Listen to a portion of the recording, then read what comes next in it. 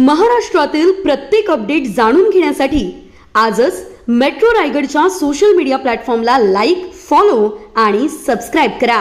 मुंबई पुणे जुन्या महामार्गावरील शिळीफाटा यशवंत नगर येथे एका आयसर टेम्पोचं नियंत्रण सुटल्याने त्याने समोरील पिकअप आणि कारला जोरदार धडक दिल्यानं 3 वाहनांचा विचित्र असा भीषण अपघात झाला असून या अपघातात तिन्ही वाहनांचे चालक जखमी झालेत।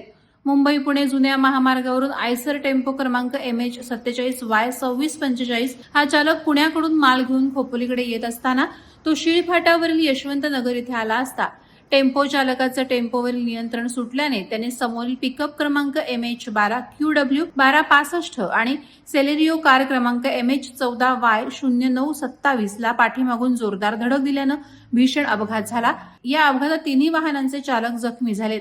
या अपघाताची माहिती मिळताच खोपोली पोलीस हेल्थ फाउंडेशनचे सदस्य तात्काळ घटनास्थळी दाखल होत जखमींना खोपोली नगरपालिकेच्या रुग्णालयात पुढील उपचारासाठी दाखल करण्यात आले। तर तिन्ही वाहनांचे मोठ्या प्रमाणात नुकसान झाले।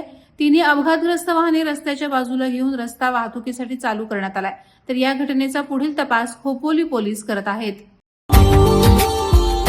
Subscribe now and press the bell icon.